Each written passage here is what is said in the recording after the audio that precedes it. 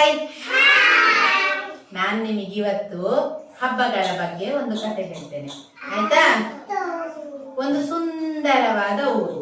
ಆ ಊರಿನಲ್ಲಿ ತುಂಬಾ ಜನರಿದ್ರು, ತುಂಬಾ ಫ್ಯಾಮಿಲಿಗಳಿದ್ರು. ಆ ಕುಟುಂಬದಲ್ಲಿ ಬೇರೆ ಬೇರೆ ಧರ್ಮದ ಜನರು ವಾಸವಾಗಿದ್ರು ಆ ಊರಿನಲ್ಲಿ, ಆಯ್ತಾ? ಅವರು ಎಲ್ಲ ಹಬ್ಬಗಳನ್ನು ಆಚರಣೆ ಮಾಡ್ತಾ ಇದ್ರು. ದೀಪಾವಳಿ ಆಚರಣೆ ಮಾಡ್ತಾ ಇದ್ರು, ದಸರಾ, ಗಣೇಶ ಚತುರ್ಥಿ, ರಂಜಾನ್, ಕ್ರಿಸ್ಮಸ್. ಆದ್ರೆ ಅವರು ಹಬ್ಬಗಳನ್ನು ಹೇಗೆ ಅವರವರೇ ಆಚರಣೆ ಮಾಡುದು. ಅವರು ಬೇರೆಯವರನ್ನೆಲ್ಲ ಸೇರಿಸ್ಕೊಳ್ತಾ ಇರಲಿಲ್ಲ. ಅವರವರ ಧರ್ಮದ ಆಚರಣೆಗಳನ್ನು ಅವರವರೇ ಮಾಡುವುದು, ಬೇರೆಯವರನ್ನು ಒಟ್ಟಿಗೆ ಕರೆಯುವುದೇ ಇಲ್ಲ. ಹೀಗೆ ಇರುವಾಗ ಒಂದು ದಿವಸ ಏನಾಯ್ತು? ಮಳೆ ಬಂತು. ಗಡ ಗಡ ಗಡ ಸಿಡಿಲು, ಗುಡುಗು, ಮಳೆ ಜೋರಾಗಿ ಬರ್ಲಿಕ್ಕೆ ಶುರುವಾಯ್ತು. ಒಂದು ದಿನ ಮಳೆ ಬಂತು, 2 ದಿನ ಬಂತು, 3 ದಿನ ಬಂತು, 4 ದಿನ ಮಳೆ ಬಂತು. ಮಳೆ ಎಲ್ಲ ಬಂದು ಗುಡ್ಡಗಳೆಲ್ಲ ಜರಿಯಲು ಶುರುವಾಯ್ತು. ತೋಡಲ್ಲೆಲ್ಲ ನೀರು ತುಂಬಿ ಹರಿಲಿಕ್ಕೆ ಶುರುವಾಯ್ತು. ಮಳೆಗೆ ಗೊತ್ತಾಗ್ತದ ಇದು ದಸರಾ ಆಚರಣೆ ಮಾಡುವವರ ಮನೆ, ಇದು ಕ್ರಿಸ್ಮಸ್ ಆಚರಣೆ ಮಾಡುವವರ ಮನೆ, ಇದು ರಂಜಾನ್ ಅವರ ಮನೆ. ಮಳೆಗೆ ಗೊತ್ತಾಗುದಿಲ್ಲ. ಮಳೆ ಎಂತ ಮಾಡಿತ್ತು? ನೀರು ಧೋ ಧೋ ಧೋ ಧೋ ಅಂತ ಆಕಾಶದಿಂದ ನೀರು ಸುರಿತಲೇ ಇತ್ತು. ಏನಾಯ್ತು? ನೀರು ಎಲ್ಲವನ್ನು ಕೊಚ್ಚಿಕೊಂಡು ಹೋಯ್ತು. ಎಲ್ಲರ ಮನೆಗಳು ಹೊಳೆಯಲ್ಲಿ ಹರಿದು ಹೋದವು. ಅದೇನಿಲ್ಲ, ಅದು ಇಂಕರದ್ದು, ಆಯ್ತಾ? ಹೀಗೇನೆ ಎಲ್ಲರೂ ಏನಾದ್ರು, ಕೆಲವರ ಫ್ಯಾಮಿಲಿಗಳು ಕಳೆದು ಹೋಯ್ತು, ಕೆಲವರದು ಮನೆದು ಚೇರುಗಳು, ಮನೆ ಬಾಗಿಲುಗಳು ಎಲ್ಲ ಎಲ್ಲಿ ಹೋಗ್ತಾ ಉಂಟು? ಹೊಳೆಯಲ್ಲಿ.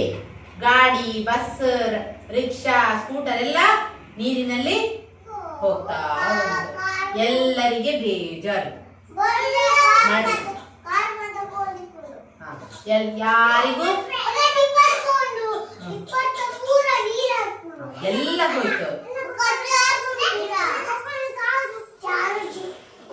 ಹೋಯ್ತು, ಎಲ್ಲ ಹೋಯ್ತಾ? ಎಲ್ಲ ಮಳೆಗೆ ಕೊಚ್ಚಿ ಹೋಯ್ತು. ಎಲ್ಲರೂ ಎಲ್ಲ ಹೋಗುವಾಗ ಖುಷಿ ಆಗ್ತದೆ, ಬೇಜಾರಾಗ್ತದ? ಬೇಜಾರಾಗ್ತದೆ. ಬೇಜಾರಾದಾಗ ಎಂತ ಮಾಡ್ತಾರೆ? ಎಲ್ಲರೂ ಖುಷಿಯಿಂದ ಸೆಲೆಬ್ರೇಟ್ ಮಾಡ್ತಾರ? ಪಟಾಕಿ ಹೊಡಿತಾರ?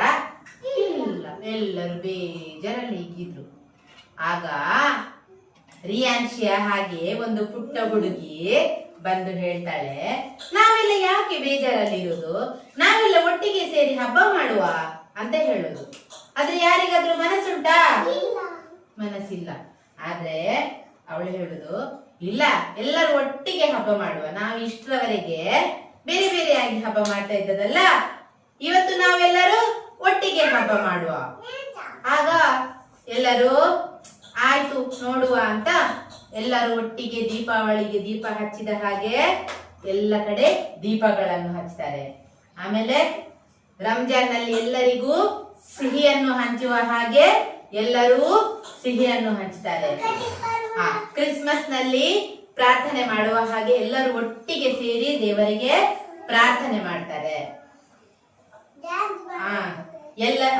ಎಲ್ಲರೂ ಯುಗಾದಿಗೆ ಹೊಸ ಬಟ್ಟೆ ಖರೀದಿಸುವ ಹಾಗೆ ಎಲ್ಲರೂ ಹೊಸ ಬಟ್ಟೆಯನ್ನು ತೆಗೆದುಕೊಂಡು, ಹಣ ಇದ್ದವರು ಪಾಪದವರಿಗೆಲ್ಲ, ಇಲ್ಲದವರಿಗೆಲ್ಲ ಹೊಸ ಬಟ್ಟೆಗಳನ್ನು ಹಂಚ್ತಾರೆ. ಎಲ್ಲರೂ ಒಟ್ಟಿಗೆ ಸೇರಿ ಅಡಿಗೆ ಮಾಡ್ತಾರೆ, ಒಟ್ಟಿಗೆ ಕುಳಿತು ಊಟ ಮಾಡ್ತಾರೆ. ಎಲ್ಲರಿಗೆ ಆಗ ಏನಾಗ್ತದೆ? ಖುಷಿ ಆಗ್ತದೆ. ಇಷ್ಟು ವರ್ಷ ನಾವೆಲ್ಲ ಹಬ್ಬ ಆಚರಣೆ ಮಾಡಿದ್ರು ಇಷ್ಟೊಂದು ಖುಷಿ ನಮಗೆ ಯಾವತ್ತೂ ಆಗಿರ್ಲಿಲ್ಲ. ಹಬ್ಬಗಳಿರುವುದು ಒಗ್ಗಟ್ಟು ಮಾಡಲು, ಜನರನ್ನು ಏನು ಒಗ್ಗೂಡಿಸಲು.